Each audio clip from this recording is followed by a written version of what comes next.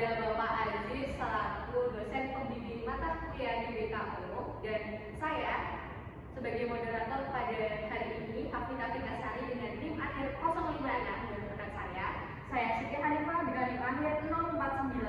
Saya Nazari Mardiadara dengan NIM akhir 091. Oke, teman-teman tahu nggak apa yang membedakan pelatih legendaris dengan pelatih biasa seperti Pep Guardiola dan Iwan Sunarto? Jika atlet diibaratkan sebuah bangunan, maka program latihan sebagai blueprintnya. Tanpa blueprint yang tertata, sebuah bangunan bisa hancur atau tidak bisa berfungsi seperti yang seharusnya. Nah, penelitian menyatakan bahwasanya atlet dengan program latihan itu memiliki tingkat risiko 45% lebih rendah dan peningkatan performa sekitar 25% lebih tinggi. Oke, sampai struktur ini kita akan membahas 3 dampak besar dari sebuah program latihan.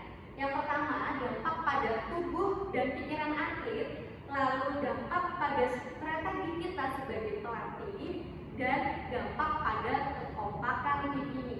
Nah, di sini adalah agenda dari jalannya presentasi. Yang pertama ada pembukaan, lalu ada implikasi fisiologis, dan yang terakhir implikasi psikologis. Next. Nah, program latihan ibaratnya tidak ada insinyur yang membangun gedung tanpa blueprint. Program latihan adalah blueprint itu, teman-teman. Ia adalah rencana ilmiah yang terstruktur yang memetakan perjalanan atlet dari A hingga titik B. Tandanya kita tidak boleh asal latihan tanpa adanya ukuran dan tidak ada target. Karena itu meningkatkan risiko cedera yang lebih tinggi. Setiap latihan itu kuncinya harus punya mengapa dan tujuannya itu buat apa, teman-teman.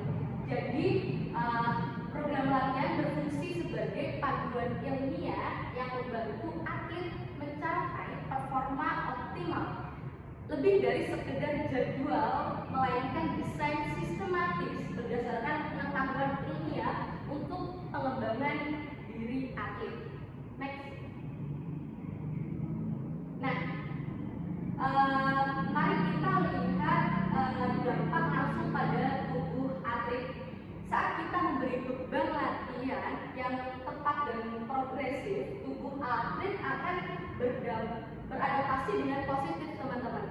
Kekuatan otot meningkat dan sistem jantung serta paru-paru menjadi lebih efisien. Tapi ini merupakan pedang bermata dua. Program latihan yang salah, misalnya terlalu memaksakan, akibatnya juga akan fatal.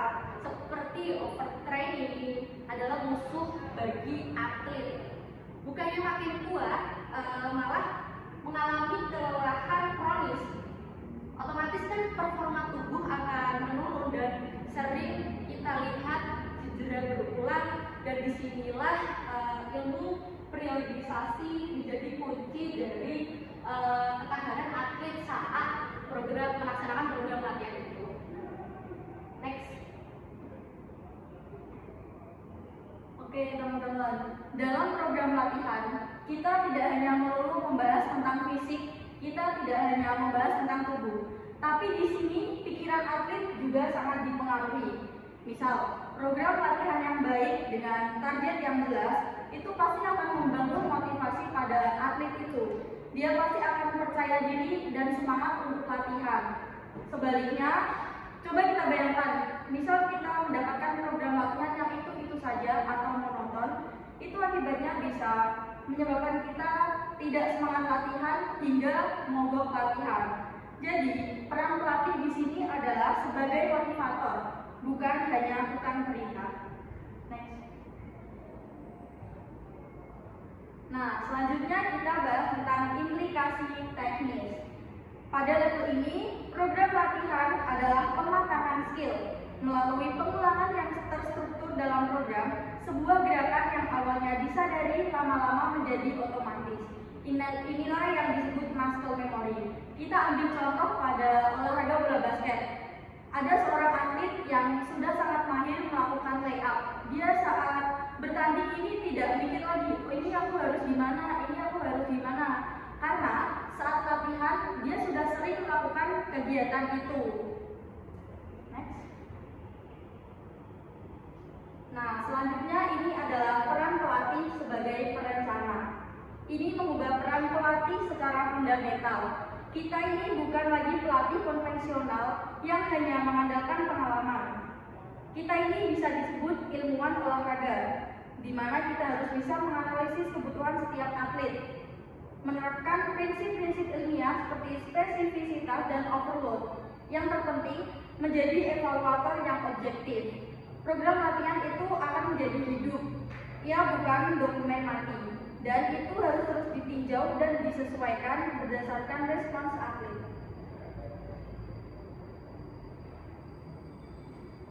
Selanjutnya di sini ada manajemen tim. Program latihan kedua adalah alat manajemen. Latihan-latihan yang dirancang untuk membangun kerjasama tim seperti drill tertentu dalam sepak bola atau volley. Secara tidak langsung menciptakan chemistry dan kohesivitas. Pemain jadi saling memahami karakter dan gerakan satu sama lain tanpa perlu banyak bicara.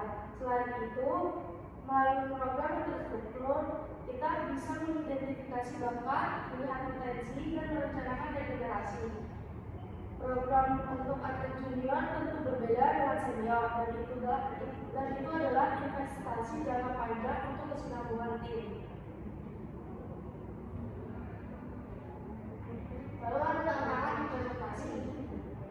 Tentu tidak semudah itu. Tantangan terbesar adalah menjaga keseimbangan antara mendorong batas kemampuan atlet tapi juga mencegah cedera, antara memenuhi kebutuhan tim tapi tidak mengabaikan individualitas atlet, antara mengejar kemenangan jangka pendek tapi tetap memikirkan perkembangan jangka panjang. Solusinya ada pada komunikasi dua arah, monitoring yang ketat dan fleksibilitas. Program boleh ditarik tapi kita harus punya plan B. Ketika ada kondisi darurat atau respon atlet yang tidak sesuai prediksi. Kesimpulan. Jadi kesimpulannya, program latihan yang komprehensif itu melalui sekadar jadwal. Ia adalah jiwa dari proses pelatihan modern. Ia membentuk atlet secara holistik, fisik yang tangguh, mental yang kuat, dan skill yang otomatis. Sebagai penutup, izinkan saya berbagi satu kalimat. Great coach don't just train athlete, they design transformation. Tugas kita adalah untuk mendesain transformasi itu melalui program latihan yang ilmiah, terstruktur, dan yang paling penting adalah manusiawi. Sekian dari kami, kurang lebihnya mohon dimaafkan. Wabillahi taufiq wal hidayah. Wassalam.